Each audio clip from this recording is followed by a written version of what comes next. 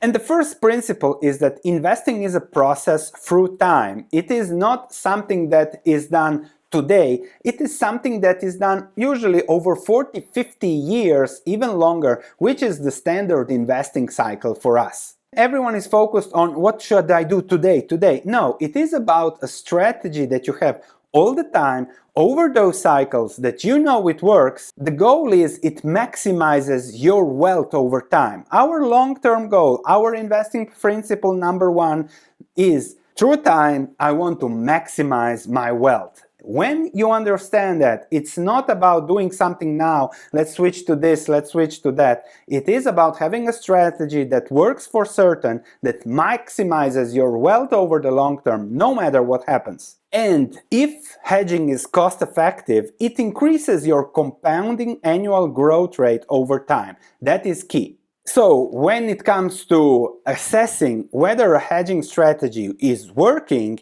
you have to see what is the cost to lower that risk, or what is the benefit if you apply a hedging strategy. That cost versus reward is something that we will use to assess all the hedging methods out there.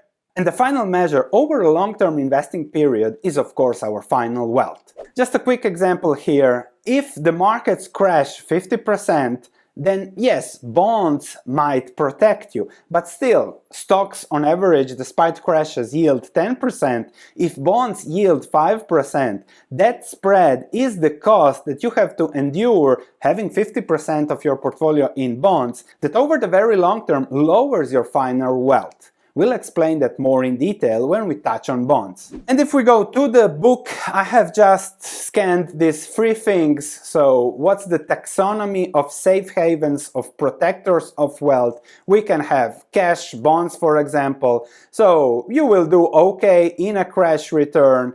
And there is low correlation, let's say, with stocks that you are long. You can go short, where you do well when there is a crash. Then you have here, of course, a cost, perhaps that, and the key is there a negative correlation.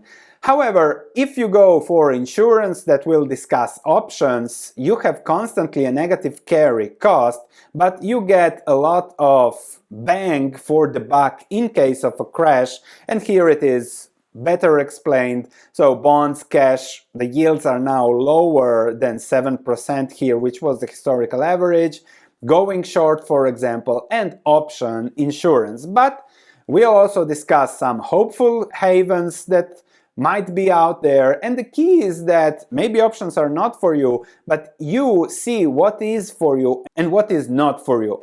As always, the key rule of investing, as Buffett says, don't lose money. If we solve that problem and we go into the discussions, the tools now, if you find which are the best for you, then everything is easy. And the key is, of course, that we protect ourselves from the downturns.